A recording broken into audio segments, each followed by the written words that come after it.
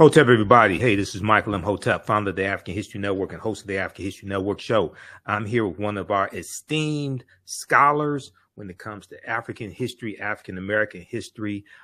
You've heard him on the African History Network show before. I'm talking about the one and only Dr. Molefi Kete Asante. Hotep, brother, how you doing today? Hotep, Imhotep, I'm very good.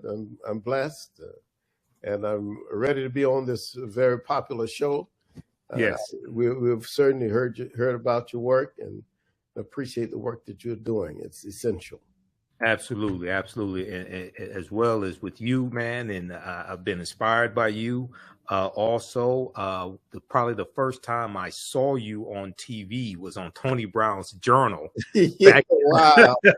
Back in the early 1990s, man. You one of the few people who remember that. Oh, Tony had me on periodically. That's yeah. right. Yeah. Tony Brown's Journal, and I grew up watching Tony Brown's Journal because my parents watched it. Yeah, so that's how I learned about him. Every Sunday, 4 p.m. I think it's 4 or 5 p.m. PBS here in Detroit. That's how I learned about you. I love it. All right. So, many people have seen the interviews I've done with Anthony Browder as well as Dr. Charles Finch, and we were talking about the documentary from executive producer Jada Pinkett-Smith. Is in the African Queens series. It's on Netflix, and the trailer dealing with the installment dealing with Queen Cleopatra VII caused a lot of controversy, a lot of Arab backlash, anti-African backlash, things like this. So it came out May 10th, 2023. I've seen it. And I thought it was fantastic. I know you did a lecture recently dealing with Queen Cleopatra, this documentary, and the Arab anti-Blackness backlash, things like this. So I want to have this conversation with you today on this topic. So let me ask you a question, brother. Have you seen this documentary yet on Netflix? I have not seen the documentary. Okay. So my issue is not the documentary per se. I mean, and I would like to see it. I mean, I'm not opposed to see it. I want to see it. Yes. But that's not the issue. The issue is, for me, a problem of racial hatred of African people, as expressed by the Arab indignation about an African woman playing the role of Cleopatra. That's the issue. The issue is it is time for African people to resist the incredible encroachment of Arab nationalism onto African culture and the attempt to erase African people from Africa's own history, particularly on the land of Africa itself. So it's a serious problem, and it's not just a problem of a movie. It is actually what's happening in Sudan right now. It's the same issue.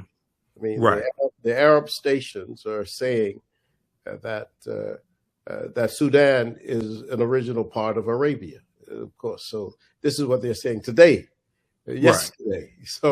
So in Arabic, they are having a real strong resistance to Africa asserting itself.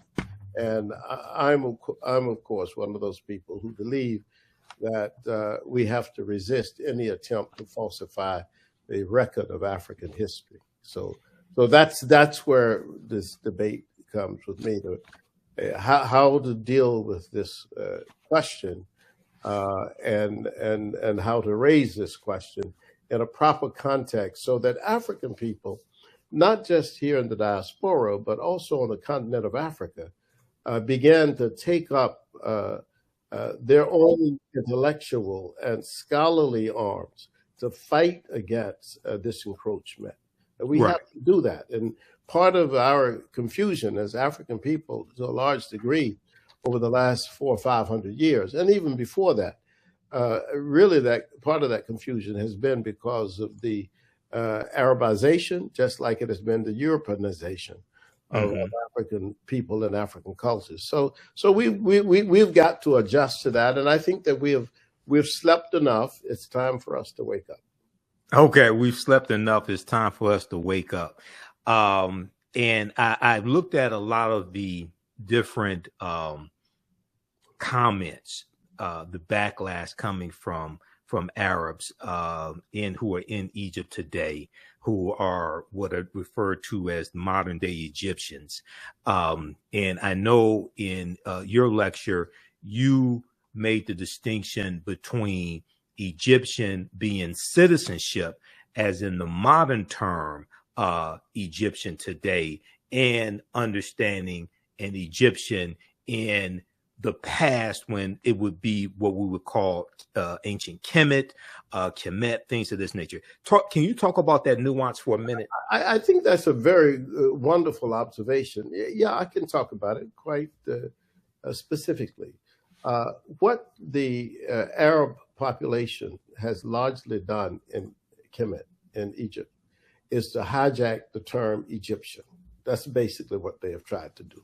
Yes. And the idea is that the way they have done it is very interesting, because what they have done is to claim that ancient Egypt was the same as contemporary Egypt.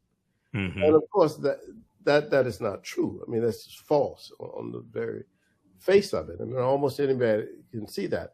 And I've said this, when I've talked about the American situation, I've told people that 500 years ago, the land that we call the United States of America didn't look like it does today, right, in terms of the diversity of the people. So that to claim that Egyptian today is the same as the Egyptians who built the pyramids, or who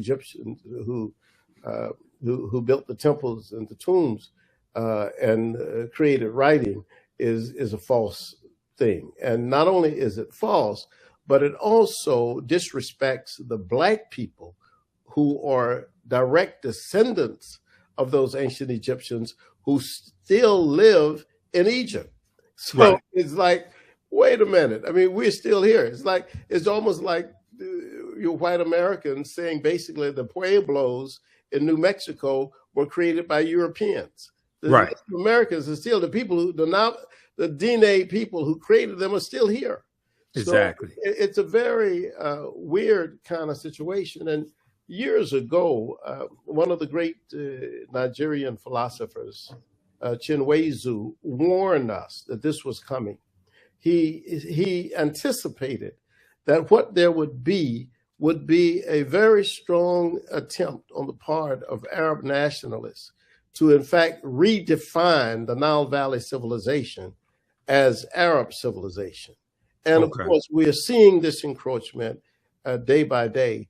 And Jada Pinkett-Smith did a profound assertion, and her production crew did a profound assertion that was based as much on fact as anybody else could have done. I mean, and I think that is the thing. I mean, we have every indication that Cleopatra, we know, well, first of all, that Cleopatra was not German. We know right. She was not English. We right. know she was not Arab. In fact, we know that we don't even have an Arab population in Kemet in large numbers until the 7th century, right? This era. So we know these facts. I mean, and you have a guy like Zahi Hawass, who basically is a salesperson. That's what I call him. He has now tried to rehab himself because he got into difficulty before, and now he's trying to rehab himself by being a salesperson for tourism in Egypt. That's what he does. That's his only thing. And so to do that, he often has to tell things that are untrue and say things that are not correct. And right. he did that in Philadelphia. We demonstrated against him when he came to Philadelphia for that. When was this? This was several years ago when they had the King Tutankhamun exhibition at our Franklin Museum. It was wonderful because he was cornered by an African American woman reporter, Helen Blue, and Okay. she said to him, Mr. Hawaz, why do you keep saying that King Tut was not black? Was he black? And then he simply, out of exasperation, said, yes, he was black. So leave me alone, basically. You see what I'm saying? Right. So Right. then what I've followed him. I've watched his work. His work is Right. to be drama for Egypt. And the drama for Egypt really creates excitement in European countries for, well, I need to go and see what Hawass has seen. He's right. But there are no Arabs in ancient Egypt. There's no population of them. Cleopatra could never have been an Arab. That was not possible, you see. Exactly. So exactly. It's a very, very strange situation. And the smartest thing, and I wrote this in my book, I wrote a book called Culture and Customs of Egypt. And this book was published several years ago, maybe 15 to 20 years ago. And I tried to put this business to rest at that time. And for a long time, I thought we had really solved this issue with history. This is a historical situation. It's not a situation that Black people are having some opinion about something. This is a historical fact, you know. So let's deal with the historical facts. And that's what I've tried to do with the whole question of Cleopatra, you see. Right, exactly. So I want to show this timeline of history here just very briefly for people who may not be familiar with this information.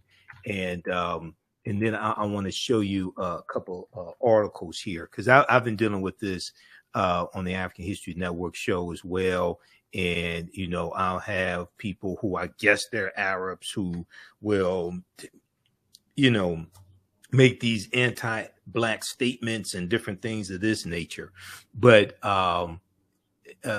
first off, if we look here, let me flip over here. Okay, so this is a timeline of dealing with global African history that I use. This one here is from past.org, blackpast.org. They have about 6,000 pages of articles dealing with African history and African American history. But if we just look at this here briefly, okay, so 332 BC, that's an important date that we need to understand. 332 BCE, before the Common Era. You have Alexander the Greek, or Alexander the Great.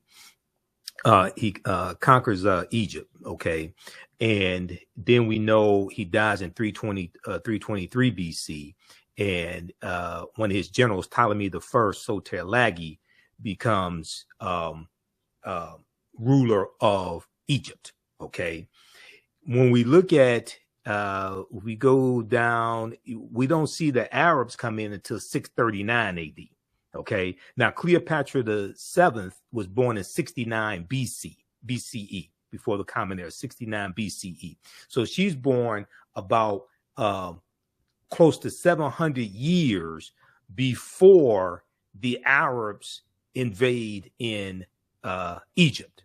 All right. So what I saw in some videos, like on social media, some comments, things like this, Arabs who are there today, whose citizenship is Egyptian, were claiming that Black people were trying to steal their heritage. Or go ahead. It's the direct opposite. Yes. No. It's not Black people trying to steal Arab heritage. It's the Arabs trying to steal Black people's heritage. Exactly. No, come on. No. You know, it's one of these weird worlds. I mean, yes. In fact, what we have to say, and this is very interesting, and I've had this debate for 40 years with many people from that part of the world. What we have to say is that there was conquest. That's true. That is correct. The Arabs did come in, and they came in actually at the invitation of African people. The African people asked the Arabs to come in and help them throw off the Romans, because after the death of Cleopatra, the Romans took over and they took charge of Kemet. And after so many 100 years, the Arab military was growing strong because of Islam. They had battled many people and conquered many people. So they were asked to come and help throw off the Romans, which they did. And the general was called Amir el-Az. El-Az stayed. He decided that Egypt was a good place. Why go back to the desert? This is a very, I'm in the fertile territory of the Nile River. Let's just stay here. And then, of course, brought many, many Arab people into Egypt. And that began the domination of the culture and the enforcement, of course, of the Islamic religion. But it was the Arab conquest of Egypt that really created this whole commercial notion of taking over the creative innovations of African people and claiming them as Arab creations. Arabs didn't build the pyramids. Arabs didn't build the tombs. They didn't build the temples. They didn't create writing. None of that is attributable to the Arab population. Exactly. And it's important to note that the ancient Kemetic people, the ancient Kemites, they stopped building pyramids in toward the end of the 6th dynasty. Okay. They stopped building pyramids somewhere around 2300 BC, something like that. Okay. Long before the Arabs come in, long before the Romans come in, long before the Greeks come in. Absolutely. You know, and if we really want to deal with it, even before the people called Hebrews was said to have come into Egypt, the Africans have stopped building pyramids also. Okay, absolutely. Yeah. So this is all about, and this is why I think your channel is a good channel. African history. I mean, it's all about correcting these impressions that were based on the idea that African people had been conquered, that we had been enslaved. And so people took advantage of the situation that African people found themselves in.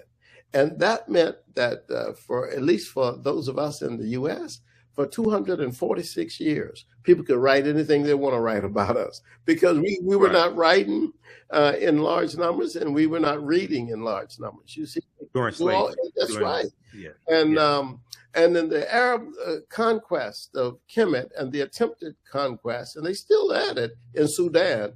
And my ancestors trace to Sudan on my mother's side. So when you start talking about the whole situation of the Nile Valley, the idea is how do you take that away from Africa? But that's the attempt. The attempt is, and so by Arabizing African people to make them think that they are Arabs, they have created this internal situation where you have fighting and factions going on in places like Sudan and still in southern Egypt as well as in Chad and Niger and so on. Those areas are volatile, and they're volatile because there's some people who say, well, I don't mind being Muslim, but I don't want to be an Arab.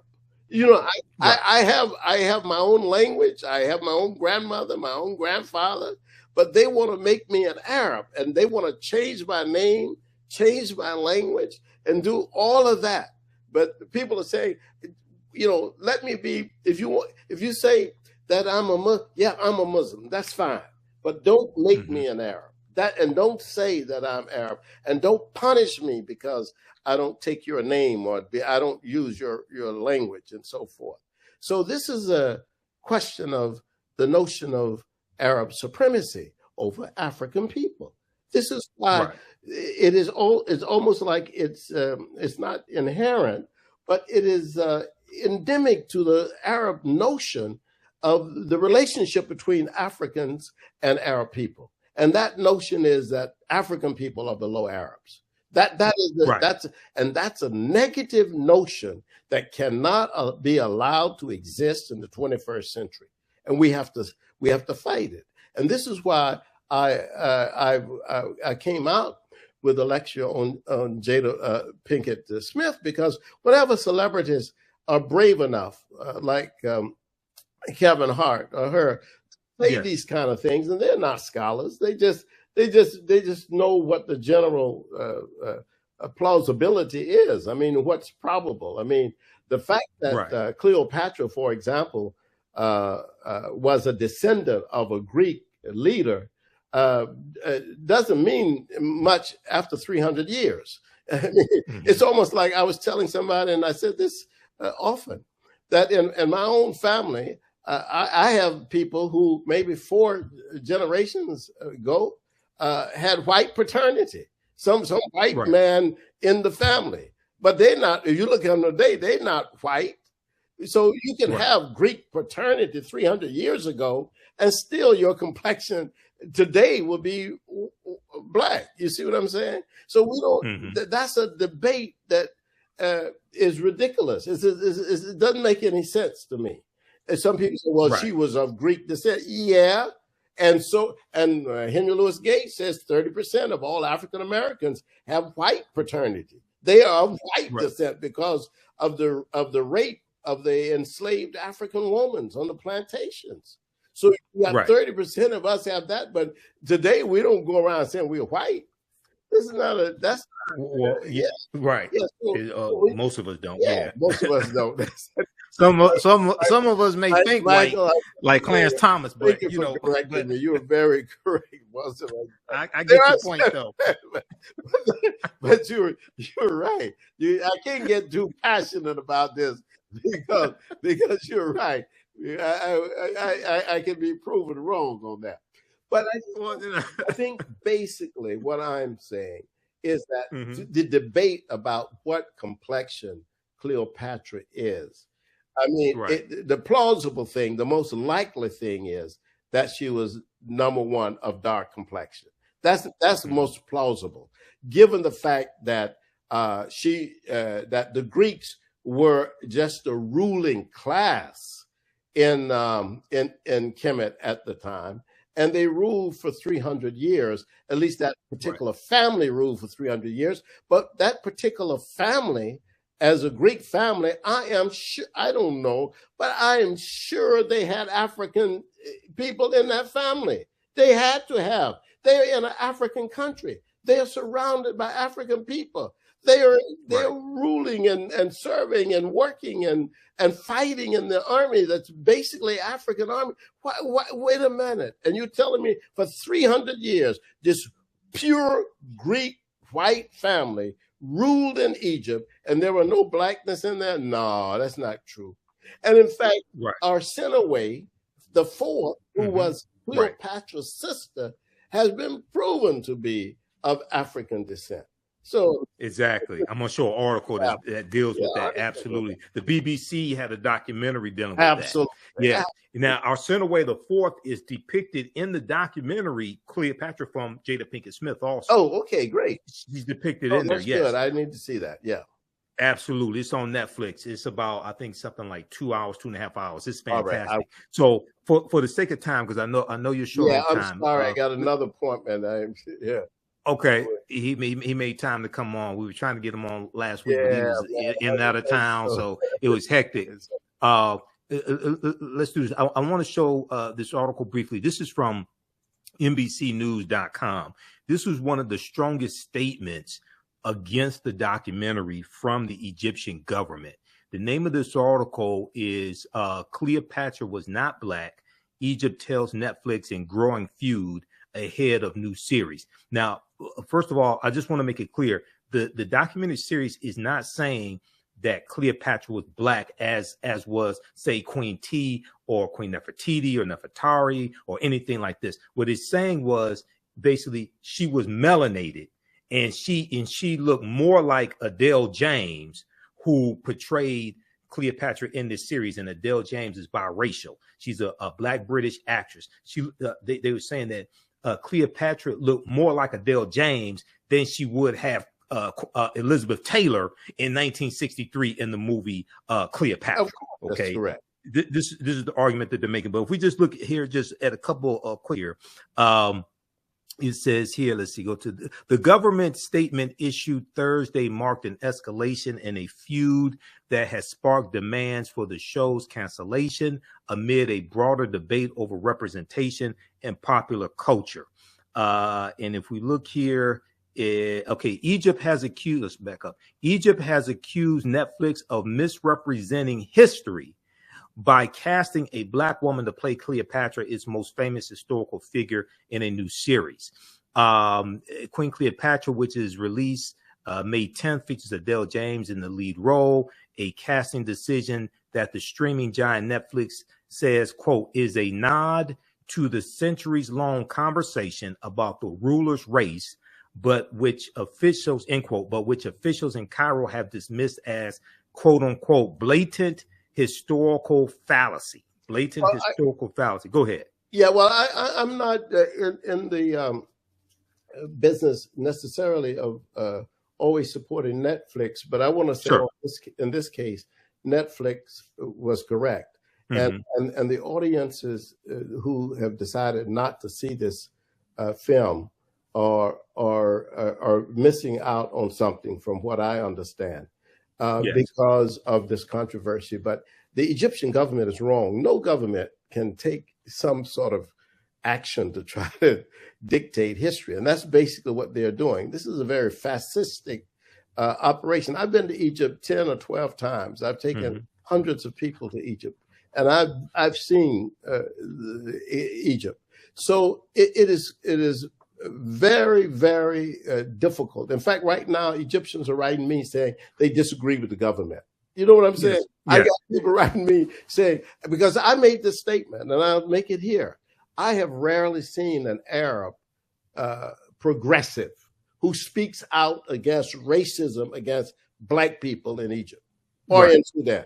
I've not seen that. I've seen Europeans who are progressives, who've spoken out against white supremacy, but I don't see the Arabs doing that.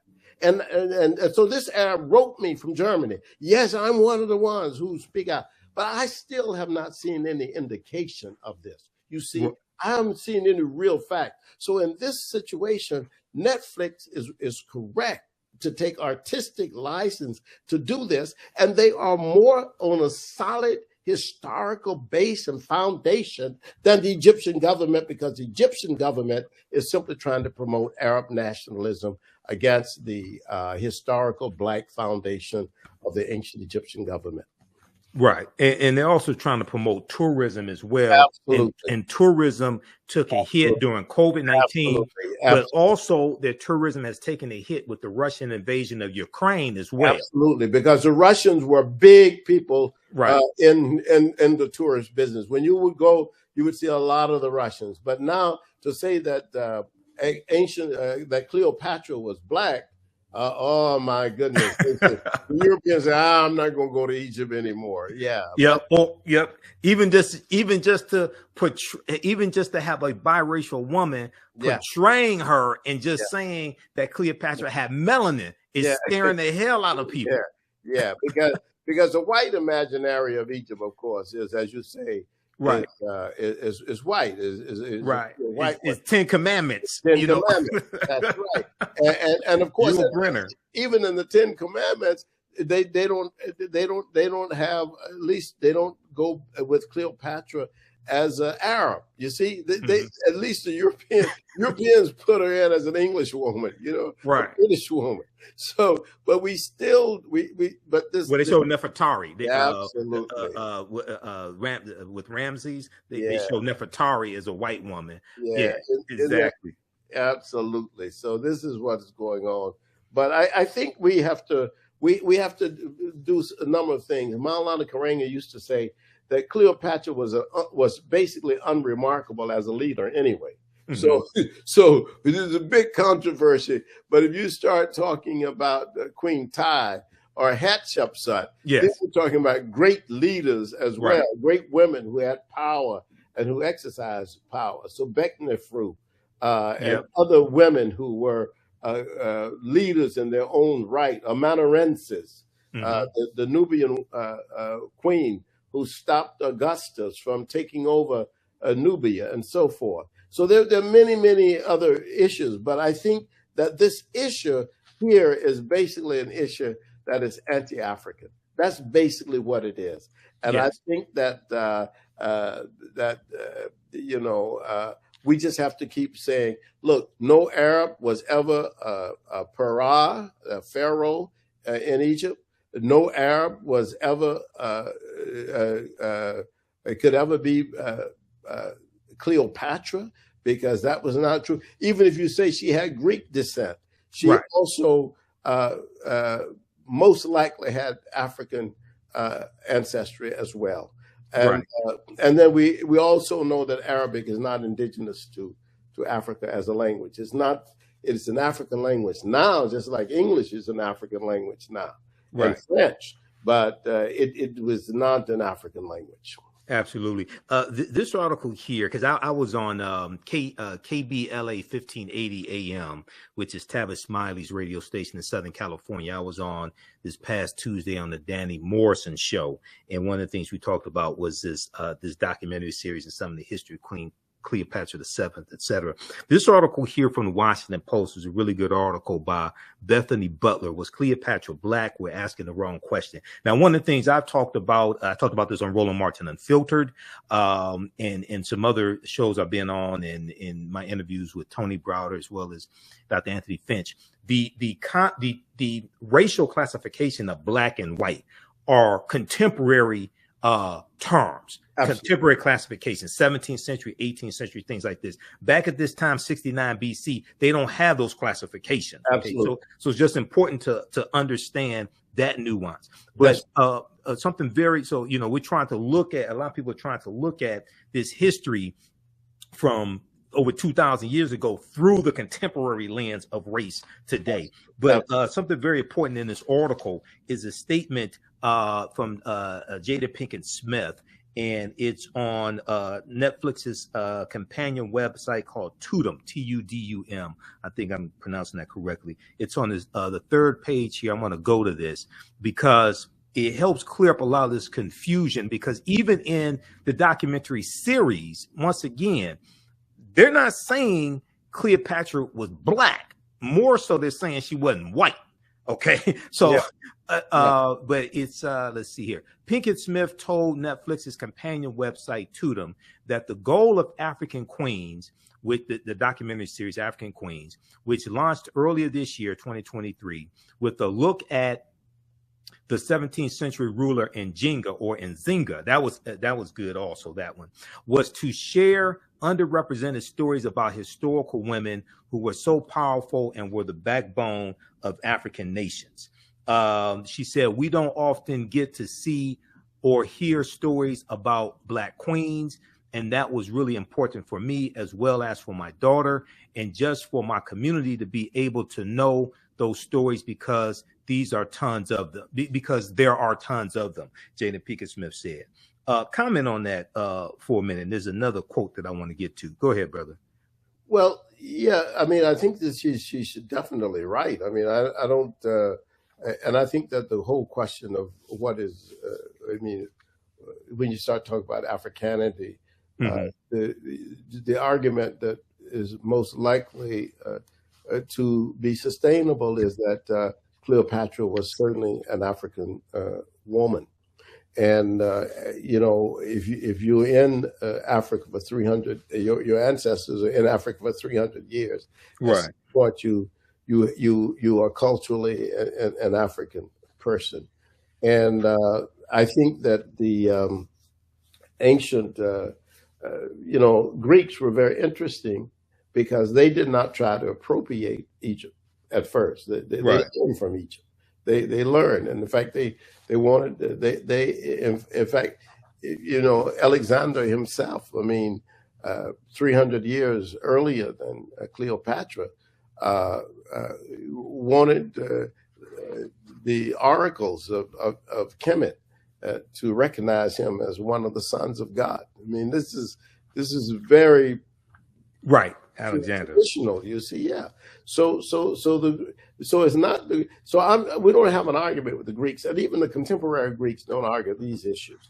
Right. This is the Arab issue. This is Arab imperialism in Africa, And Dr. Sally Ann Ashton, a PhD from Cambridge and an Egyptologist, has argued that most of these arguments are agendas of white supremacy. But I argue that this is an agenda of Arab supremacy. The idea is we cannot, they don't, number one, they basically have persecuted, oppressed, suppressed, and brutalized African people, dark-skinned people in Egypt and in Sudan, and now they cannot stand the fact that on the American nation, on the American side, an African, a woman of African descent, has said what is correct. That, hey, wait a minute, I'm suggesting that this African queen is significant as an African person, and we come in all complexions. I mean, as right, we're the most diverse group of people on the face of the earth. I mean, right. In Africa, I've seen all kinds of people in Africa. You know, this is the African population is light, it's dark, it's brown, it's red, it's yellow. We have everything on the continent.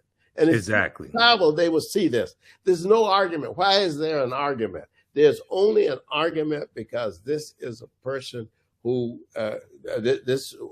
because Jada Pinkett-Smith has said, and her production people have said, look, this actress represents Cleopatra. And I think it's just as legitimate, more legitimate than having Elizabeth Taylor to do it. Absolutely. Lastly here, and then I'm going to give you a website and let you tell people how they can contact you. This is the article I was looking for. Now, this just came out May 12, 2023. CNN.com. Queen Cleopatra actress Adele James talks blackwashing, quote unquote, blackwashing. And in here, we scroll down, it talks about how her ethnicity is, now this is a statement from the producers of the documentary. Her ethnicity is not the focus of Queen Cleopatra, the documentary series, but we did intentionally decide to depict her of mixed ethnicity to reflect theories about Cleopatra's possible Egyptian ancestry and the multicultural nature of ancient Egypt. Okay.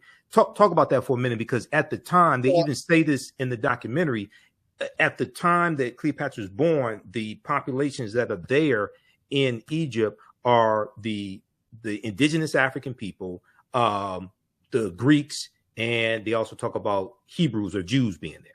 I would not have written a statement like that because, you know, it's just like when I go to France, I mean, and I see a whole lot of African people in France, in Paris. But I wouldn't say, I mean, France is a white nation. You know what I'm saying? It's like you go to Australia, you see people from Asia and people from Papua New Guinea and everywhere, but Australia is a white nation. So ancient Kemet in 300 BC was a black nation. Yes, it was conquered by Alexander's army, and they imposed a Greek rulership over that black nation. Over a black nation, right? Yes, right. Don't confuse matters. It became more multi-ethnic later as more Greeks came, as later in the Romans era, the Romans, yes, and the Persians, and many people came. But the further you go backwards, the blacker the country is. Oh, correct. Yes, absolutely, absolutely. All right. I know you're short on time, brother.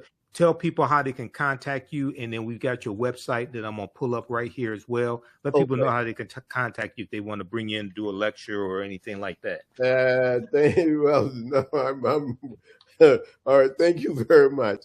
All right, but let me tell you, you got my website, Molefi Kete Asante.com. Yes. And you can also see our lectures at our think tank, the Molefi Kete Asante Institute. It's Okay. MKA Institute lecture series. And if you go to YouTube, you'll see our lectures as well. We appreciate you very much, Michael. Thank you. All right, brother. All right, brother. It's good to catch up with you. Good to talk to you again. Hotep. All right, Hotep. All right, brother. Peace. Peace. All right, everybody. He has to run. He has another commitment. Don't go anywhere. We have more information for you as well. And I'm teaching on Saturdays, I teach my online history classes as well.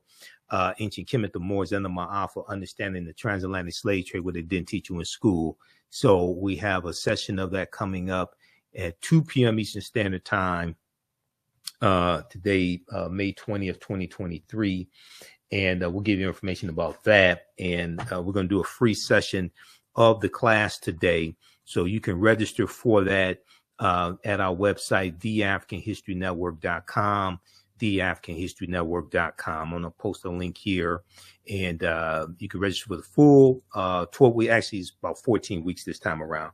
You can register for the full 14-week online course. We deal with thousands of years of history and what leads up to the transatlantic slave trade taking place. And I do a PowerPoint presentation. We have book references, articles, video clips, etc. So that was Dr. Molefi Kete Asante that we just spoke with. And he was the he used to be the chair of the Afro-American Studies Department at Temple University in Philadelphia. He has written over 100 books dealing with African history, African American history, and probably about 500 articles or so as well. So he's one of our esteemed scholars. All right, how's everybody doing today? Share this broadcast on your social media platforms. Invite your friends to tune in as well. And go to our website, TheAfricanHistoryNetwork.com, TheAfricanHistoryNetwork.com. We have information dealing with our a radio show, the African History Network show, our classes, all that there. If you want to support the African History Network, you can do so. $, the AHN show through Cash App, $, the AHN show through Cash App, also through PayPal, paypal.me/the AHN show. That helps us keep doing the research, keep broadcasting our Sunday night show. I'm on Sundays, 9 p.m. to 11 p.m. Eastern Standard Time, the African History Network show on 9:10 a.m. The Superstation WFDF here in Detroit. So you can support us, Cash App, PayPal. This is the interview I did with Tony Browder. Follow us on our YouTube channel, Michael Imhotep, IMHOTEP. But on Saturdays, I teach Ancient Kemet, one of the original names for Egypt, Ancient Kemet, the Moors, and the Ma'afa, understanding the transatlantic slave trade, where they didn't teach you in school. So the class is regularly $130. It's on sale $60.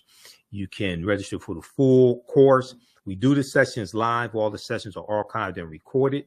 So you can go back and watch them anytime, even a year from now, 2 years from now, you can go back and watch the entire course. Okay. We're going to do, so register for the full course. And then we also would do a free class session today as well. So we'll have that link available here in just a minute at our website, TheAfricanHistoryNetwork.com. Now, on Sundays, I teach Black resistance movements from the Haitian Revolution, U.S. Civil War, Civil Rights Movement, and Black Power Movement. That class is 2 p.m. to 4 p.m. Eastern Standard Time. And we deal with history from 1800 to 1968. Okay. Fantastic class. We deal with history chronologically to understand what happened to us after slavery ended and what led up to the Civil War taking place. What were the laws and policies put in place after slavery ended? And what brought us to where we are today to understand where we need to go from here. Your understanding of politics is directly related to your understanding of history. I'm a historian. I'm studying history for 31 years. I'm also a political commentator as well. You see me on Roland Martin Unfiltered on Fridays. I was just on yesterday. So you see me on Roland Martin Unfiltered, as well as for Raji Muhammad's show, The Culture. And I'm there providing historical analysis and political analysis. All right. So give us a thumbs up, give us a heart, give us a like on this broadcast. We posted the link. You can register for these online classes. We also have a bundle pack, a course bundle. We could register for both classes for $80 is discounted. That's a $300 value, and you can register for both classes for $80 right now. You can also use this information with your children. I would say the content is PG-13. Okay.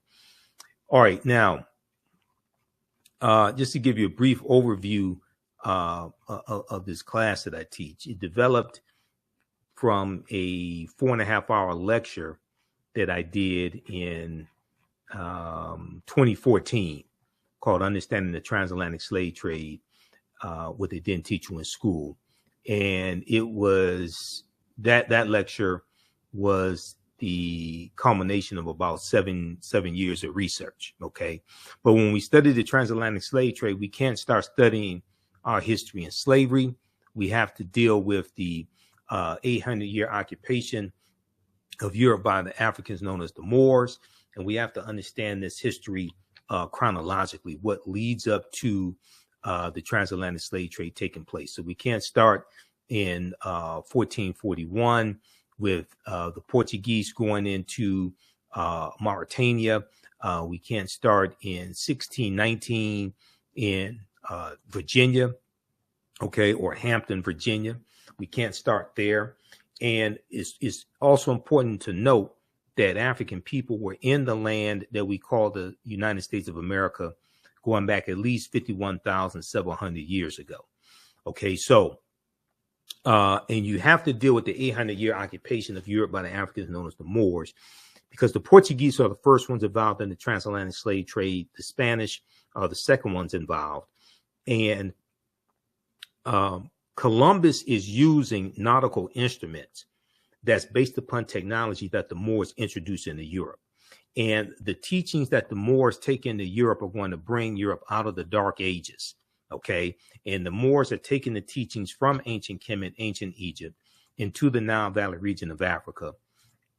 And these teachings are going to save Europe. Okay. And if it had not been for the teachings from the Moors, probably millions more people would have died from the Black Death, the bubonic plague that hits Europe in spurts from 1347 Common Era AD to 1400. So this course not only deals with the transatlantic slave trade, but thousands of years of history that leads up to the transatlantic slave trade taking place. All right, so it's important for us to understand that African people are the original people of North, Central, and South America, and have been in the land that we call the United States of America at least 51,700 years ago. So we look at things. So there's about seven books that we use as a reference. And I show you excerpts of the book on the screen. You don't have to buy any of these books to follow along in class. There's about 80 articles that we'll look at. We show that to you on the screen as well. This book right here, The First Americans Were Africans, Documented Evidence, from one of my friends, Dr. David Imhotep. Many of you have seen the interviews I've done with Dr. David Imhotep over the years. His book is backed up by 713 footnotes and 7 peer-reviewed articles. On page 14 of his book, he deals with evidence. He deals with a discovery in Allendale County, South Carolina, that documents an African presence in the Americas going back at least 51,700 years ago. Okay. This was discovered by Dr. Albert Goodyear, who's an archaeologist at the University of South Carolina. They found 13 different types of evidence thoroughly documenting an African presence in the Americas dating back at least 51,700 years ago. They found artifacts, architecture, campsites, carvings, Egyptian writings, footprints in lava, genetic M174D haploid groups dealing with DNA and genetics. They found linguistics, paintings, skulls, skeletons, structures, and tools. They found 13 different types of evidence thoroughly documenting an African presence in this country going back at least 51,700 years ago. This is long before the transatlantic slave trade. This does not mean that the transatlantic slave trade did not happen. It means that African people were here in this land that we call the United States of America as well as in the Americas tens of thousands of years before the transatlantic slave trade started. And this is why it's so important for us to understand this history, because if you think that you first came to this land conquered and shackled and chained by Europeans, okay, then you're going to be psychologically damaged from that. The truth of the matter is this was our land stolen from us. African people were here even before Native Americans came into existence. So now this is an article from ScienceDaily.com. ScienceDaily.com has articles dealing with science, archaeological discoveries, different things like this. This is an article about this discovery that Dr. Albert Goodyear made. It's from November 18, 2004. It's called New Evidence Puts Man in North America 50,000 years ago. New evidence puts man in North America 50,000 years ago. And in the article, it says, this is a summary of the article. Okay. It says that radiocarbon tests of carbonized plant remains were where artifacts were unearthed last May. That would have been May 2023. Well, that would have been May 2004, along the Savannah River in Allendale County by University of South Carolina archaeologist Dr. Albert Goodyear, indicate that the sediments containing these artifacts are at least 50,000 years old, meaning that humans inhabited North America at least long before the last ice age. Humans inhabited North America long before the last ice age. Okay, so who were these humans?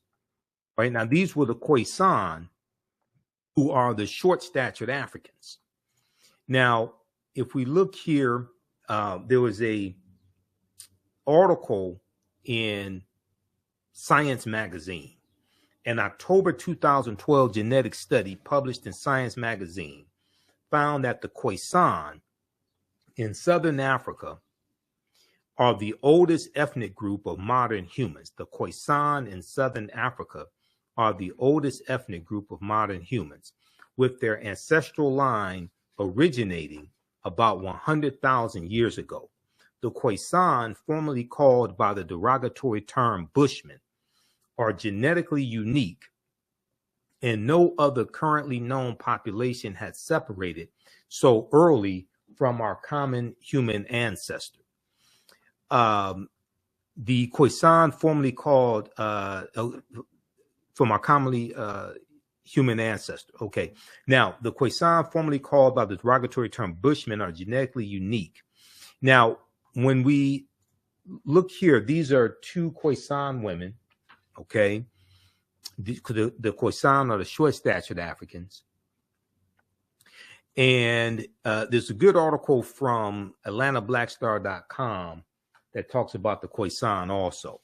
The Khoisan live in Southern Africa in territory that is territory spanning Botswana, Namibia, Angola, Zambia, Zimbabwe, and South Africa. They are largely divided into two groups: hunters and gatherers, the Sans people, and keepers of the livestock, the Khoikhoi people. The Khoisan languages include the distinctive click sounds that are not found in the languages of their neighbors. So read the article from AtlantaBlackStar.com called 5 Ethnic Groups that prove the first humans were Black. Okay, so we go through and look at these different archaeological discoveries, scientific discoveries. We do that in the first 2 or 3 classes. This discovery here that came out in February 2010, this deals with on the Greek island of Crete. They found stone tools that date back 130,000 years ago. Stone tools that date back 130,000 years ago. And they said this is strong evidence for the earliest seafaring in the Mediterranean. Okay. And they said that this seems to push the history of Mediterranean voyaging back more than 100,000 years. Specialists in Stone Age archaeology say previous artifact discoveries had shown people reaching Cyprus, a few other Greek islands, and possibly Sardinia no earlier than 10,000 to 100,000 years ago. Okay, so the deeper they dig, the blacker the planet gets, the more research they do, the older we get. And what this is, when these different archaeological discoveries come out, what it's doing is causing all the scientists and archaeologists, etc., to push the timelines back, Okay. You know, Juvenile had that song back in like 1988, 1999, back that thing up. They keep having to back that thing up when these archaeological discoveries come out. There was one that came out in June of 2017 dealing with Morocco. Okay. And this deals with how they found remains of Homo sapiens in Morocco that date back 300,000 to 350,000 years ago, which are the oldest remains of Homo sapiens, modern man. Now, this article here from NBCnews.com, we're older than we thought. New find pushes human origin back 100,000 years. This is from June 7th, 2017. Modern humans evolved much earlier than previously thought, researchers reported Wednesday. New discoveries at a rich site in Morocco show modern humans were hunting and probably cooking game animals 300,000 years ago, which is 100,000 years earlier than scientists have believed until now. New discoveries and new dating methods show that, in fact, many of the bones belong to modern Homo sapiens as far back as 300,000 and 350,000 years ago. The earliest previous Homo sapiens bones dated back 195,000 years ago, and that was in Ethiopia. This pushes this timeline back over 100,000 years ago, and 100,000 years prior to 195,000 years ago, or so. It pushes the timeline back, and what they're realizing now is that Africans migrated out of the Nile Valley region of Africa much earlier than previously thought. Okay, much earlier than previously thought. Now, there was just an article that the New York Times had that just came out this past week, and this article here. Let's see here if we can pull this up quickly. This article right here from the New York Times. We posted this on our Facebook fan page, The African History Network, The African History Network. Study offers new twist in how the first humans evolved. Study offers new twist in how the first humans evolved, and is saying that scientists now believe that humans didn't evolve just in one area of Africa at one time. Study offers new twist in how the first humans evolved. A new genetic analysis of 290 people suggests that humans emerged at various times and places in Africa. Now, this is from May 17th, 2023. Okay. And when you look at the article, it talks about the discovery that was made in Morocco that I just showed you. Okay. Now, this article just came out this week. Scientists have revealed a surprisingly complex origin of our species, rejecting the long-held argument that modern humans arose from one place in Africa during one period in time. By analyzing the genomes of 290 living people, researchers concluded that modern humans descended from at least two populations that coexisted in Africa for 1 million years. For 1 million years before emerging in several independent events across the continent. The findings were published on Wednesday in Nature. Now, that's a popular journal dealing with scientific discoveries, the journal Nature. Okay. Now, right here, excavations at the Jebel Irad archaeological site in Morocco, where 300,000-year-old fossils that may be the oldest evidence of Homo sapiens were found in 2017. That right there, that excavation site, that's dealing with the article I just showed you from NBC News. That plays a part in this discovery right here that just came out this past week as well. Paleoanthropologists and geneticists have found evidence pointing to Africa as the origin of our species. The oldest fossils that may belong to modern humans, dating back as far as 300,000 years, have been unearthed there. So were the oldest stone tools used by our ancestors. Okay, so they're talking about the excavation site in Morocco. All right. Okay. So give us a thumbs up, give us a heart, give us a like on this broadcast. Hopefully you learned a lot today. Hopefully you like this type of information. If you learned anything today, you like this type of information, be sure to register for the online history classes that I teach on Saturdays and Sundays. And we're teaching another session today, 2 p.m. Eastern Standard Time. You can register for the full, this time around is 14 weeks. You can register for the full 14-week online course. You can go back and watch the previous sessions that are archived, because we do them live. All the sessions are archived and recorded. Today's session should be the last session. This would be session number 14 that we do today, 2 p.m. Eastern Standard Time. We're making today's session a free session. When you go to our website, TheAfricanHistoryNetwork.com, TheAfricanHistoryNetwork.com, you can register for the free class session today, and be sure to register for the full online course that I teach. Okay. Because that helps finance this research, that helps support the African History Network, that helps us keep doing the research, stay on the air, broadcast our Sunday night shows, pay some of the bills, etc. All right. And I teach the class on 2 different digital platforms, so I have to pay each month to teach the class as well. All right. How you all like this type of information? Post your comments here. Give us a thumbs up. Give us a heart. Give us a like. Did you learn anything today? In this class, we deal some with some different ancient civilizations as well. You know, we talk about the Olmecs and Central in New Mexico. Well, not New Mexico, in Mexico, the Olmecs. And we talk about the Mandinka, Egyptian, Kemetic Olmec connection as well. We deal with ancient Kemet and the influence on America from ancient Egypt, ancient Kemet. Kemet meaning land of the blacks, one of the original terms of Egypt. Also, Ta-Meri, meaning the beloved land. When you look at the Washington Monument is an ancient African symbol called a tekken. How many people knew that? Okay, the Greeks call it an obelisk. We know that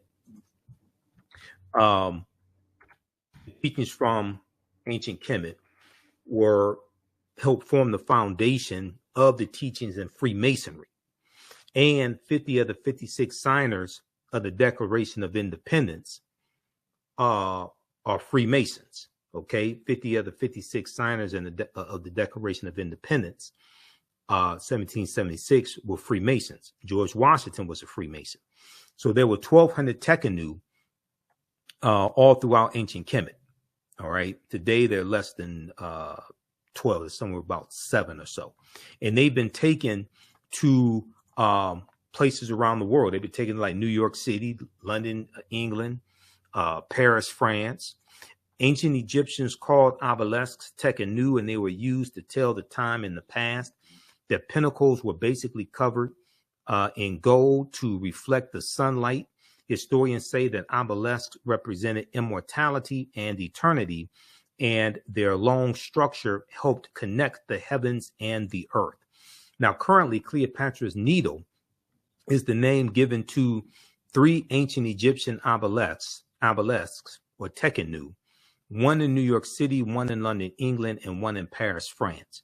However, they do not all come from one Egyptian site. The obelisks in New York and London are carved out of red granite from the quarries of Aswan, a major source of stone for Egyptian antiquities. The 2 obelisks were commissioned by Nesubiti or Pharaoh Thutmose III or Per-As as Dr. Molefi Kete Asante said, was the original term that we would use. Nasubiti would be a term as well.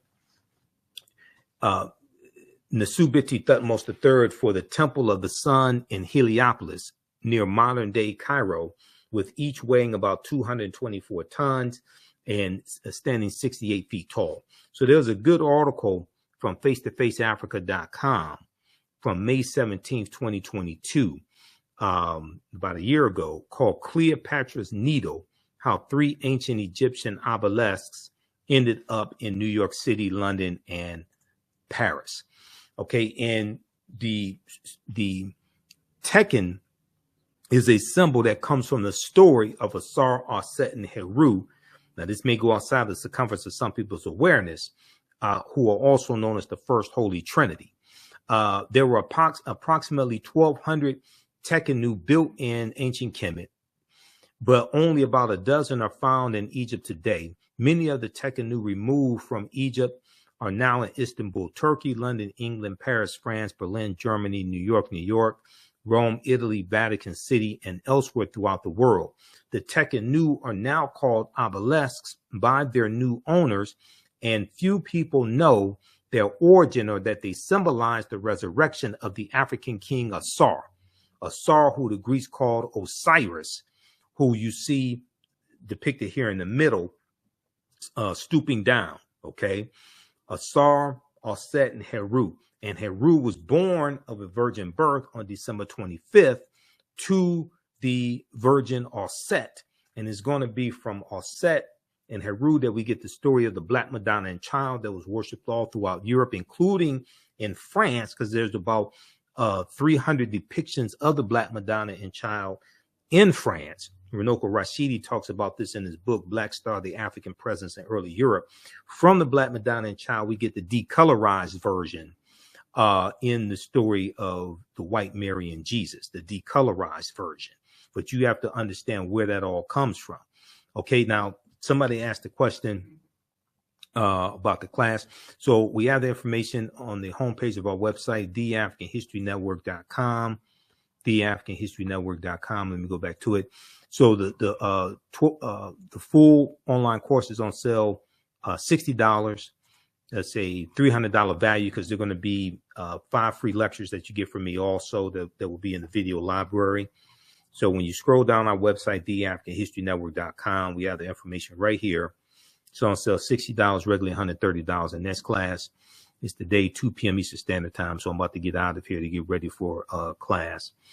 And we'll have a free class session today, but you can register for the full 12-week online course. Click here to register for the full 12-week online course. Your membership, your registration in the class does not expire, meaning you can go back and watch. You'll have full access to watch the class, next year, a year from now, 2 years from now, 3 years from now. It doesn't expire. You still have full access. You can go back and watch as many times as you want to. We have a bundle pack where you can register for both classes for $80. The second class I teach is on Sunday, and we'll be teaching the class Sunday, May 21st. Black resistance movements from the Haitian Revolution, U.S. Civil War, Civil Rights Movement, and Black Power Movement. The same format for the second class as well. We do the class live. The sessions are archived and recorded. You can go back and watch it anytime. You don't have to worry about being in class at a certain time or anything like that. Okay. And we have a live chat where you can, a text chat where you can ask questions in class also. If you miss class, you can email me to ask your questions as well. Okay. All right. But this is, hopefully you learned a lot. This is a lot of work to teach these classes, to do this broadcast. Because I was doing this full time. I don't do this full time anymore. So it takes, I do my radio show. I do Roland Martin's show on Fridays. Usually I'm on Faraji Muhammad's show on Tuesdays. And then, I do other interviews as well. And people interview me and they're requesting interviews. I'm going to be on the road during the summer. It looks like I'll be at least a few places in the summer, and I'll be here in Detroit at different events also. So I stay busy. And my radio show is on every Sunday, 9 p.m. to 11 p.m. Eastern Standard Time, the African History Network show on 9:10 a.m. the Superstation WFDF here in Detroit. Now, the word Mason is derived from the Latin words mass and sun. Mass and sun. Mason means child of light and expresses the desire to pursue light. The desire to pursue light, which is a metaphor for the sun, which symbolizes knowledge. The term child of light, or sons and daughters of light, was first used to identify students who had completed 42 years of study in the temples of ancient Kemet, ancient Egypt. Many Masonic temples were modeled after the temples of Kemet, places where light or knowledge was imparted in a series of steps or degrees. This comes from page 18 and 32 of Egypt on the Potomac by Tony Broadening. I just interviewed Tony about 4 weeks ago, and we were talking about why Nile Valley civilization matters, why Nile Valley civilization history matters, and we talked about Queen Cleopatra a little bit as well. The concept of going to an institution of higher learning and getting your credentials in a series of steps or degrees comes out of Africa. That comes out of the Nile Valley region of Africa, especially ancient Kemet. That comes from us. Okay. What you do for yourself, what you do to yourself, and what you allow other people to do to you and get away with is based upon what you think about yourself. What you think about yourself is based upon what you have been taught about yourself. What you've been taught about yourself is based upon everything you've read, heard, and seen about yourself. So this is the type of information that changes the way we think, feel, act, and behave, and ultimately changes our results. It has a transformational impact on our mindset when we come into the knowledge of this, and we combine African history with economic empowerment and political empowerment. Okay. When you see that pyramid principle that I show you, that Dr. Lyndon Jeffries and Professor James Small talk about, I'll show that to you in just a minute. Now, Masonic temples are considered houses of light or temples of learning. The term Mason means child of light. Okay. And the term Mason is a direct reference to the highest degree of the ancient Kemetic education system. The 33 degrees of instruction within Freemasonry represent a fraction of the 360 degrees of instruction that comprise the ancient Kemetic or ancient Egyptian system of education. Yet, with less than 10% of the wisdom of ancient Kemet, Freemasons have held positions of influence and power throughout the world for over 200 years. They learned less than 10% of what the ancient Africans knew, and they've been able to basically conquer the world. This comes from page 33 of Egypt on the Potomac by Tony Browder. All right, so we go through our history and we look at different periods of history. We look at understanding what are patron saints. We go through history chronologically. Okay, we look at the Moorish influence on Europe. Even when we look at something like center class, and center class, or center class is Dutch. It is Saint Nicholas. Center class means Saint Nicholas, and center class is the religious figure that the secular figure of Santa Claus is based upon. But center class had a sidekick named Jada Pinkett, Black Pete, and Black Pete was a Moor. And in one of the versions of the story, Black Pete was center class's slave. Okay, some people may say servant, but he was defeated by center class and became his slave. So we go through, look at things like why Christmas is celebrated on December 25th, because nowhere in the biblical text does it state that Christmas is celebrated on December 25th. And that deals with the winter solstice and a retelling of ancient stories dealing with Asar, Aset, and Heru, different things of this nature. Okay. Then we look at the 800-year occupation of Europe by the Africans known as the Moors. We look at different civilizations like that of Carthage, okay, different empires like that of Carthage, the Carthaginians, Hannibal Barca. We look at Nubia as well, Axum, etc. We deal with the film Black Panther, okay, because for instance, Black Panther represents, you see 11 different African cultures infused in the movie Black Panther. Ruth Carter was the costume designer. Ruth Carter studied 11 different African cultures for 6 months. And we see this represented in the film Black Panther. Bast, the panther deity, Bast is based upon Bastet. Bastet was a netter who was worshipped in the form of a lioness. Okay, she was an African Egyptian goddess worshipped in the form of a lioness and later a cat. And she was a netter of warfare in Lower Kemet, Lower Egypt. She was worshipped as early as the Second Dynasty around 2890 BCE, before the Common Era, or BC. Okay, so the film Black Panther is a powerful movie, the first one and the second one. There's so much African culture and history that we see represented in the movie. And then we go through and we look at the Moors going into Europe as well in 711 AD, and who are the Moors and the impact that the African Moors had on Europe and what they're taking into Europe. George G.M. James in the book Stolen Legacy said that the Moors were the custodians of the ancient Egyptian mystery system. And the teachings that the Moors take into Europe are going to bring Europe out of the Dark Ages. These are some actual slides from the class that I teach. So I created all the slides. I put together the curriculum for both classes. I've been studying history a long time.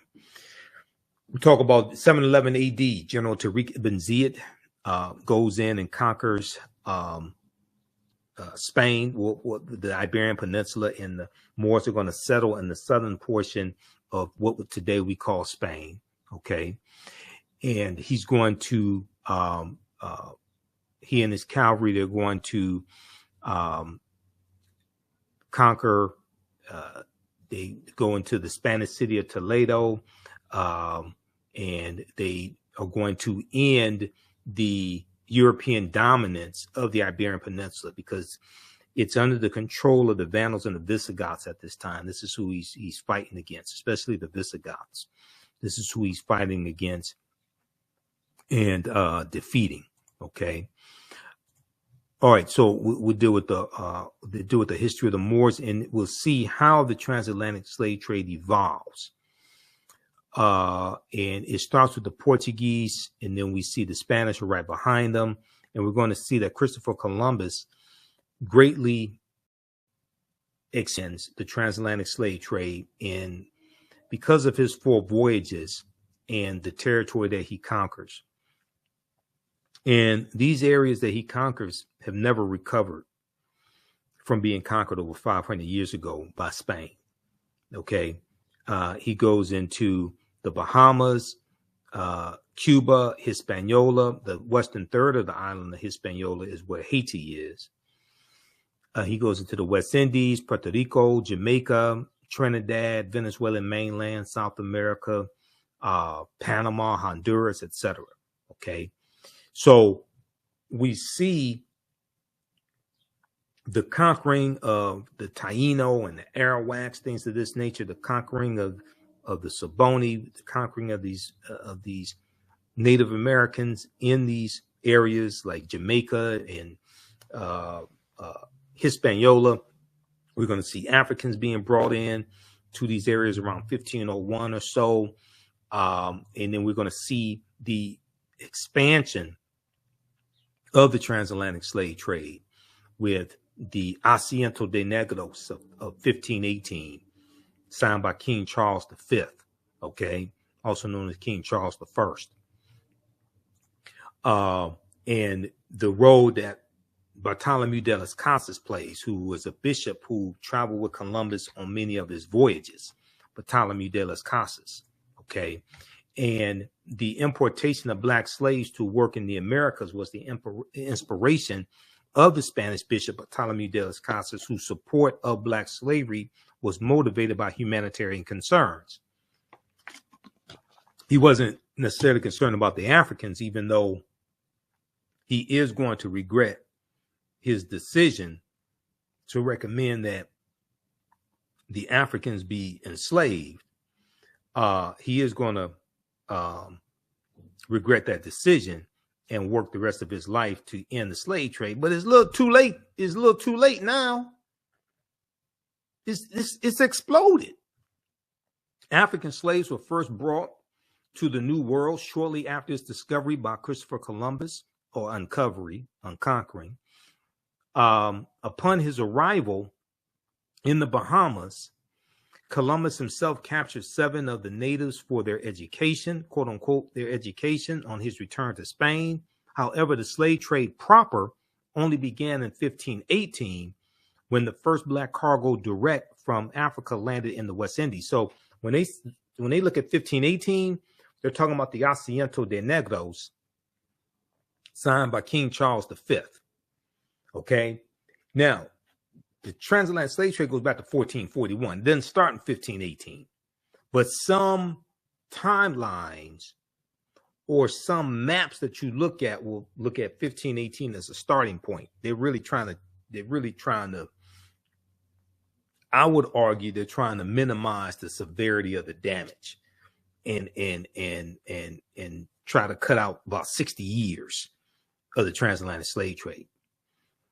Bartolomé de las Casas argued that the enslavement of Africans and even of some whites, proving that in the early period, slavery did not operate according to exclusive racial demarcations, would save the indigenous Amerindian populations, which were not only dying out, but engaging in large-scale resistance as they opposed their excessively harsh conditions.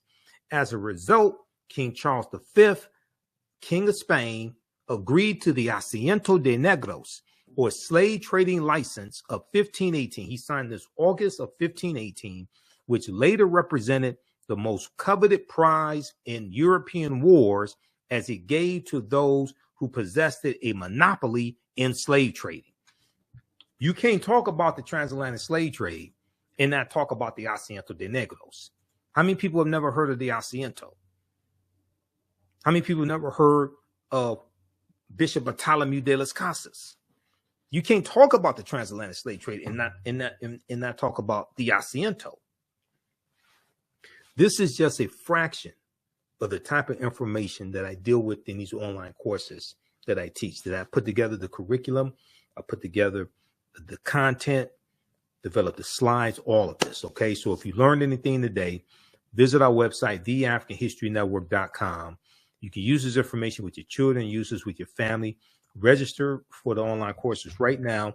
We have the bundle pack for only $80. You get this class and my second class that I teach on Sundays, Black Resistance Movements from the Haitian Revolution, U.S. Civil War, Civil Rights Movement, and Black Power Movement.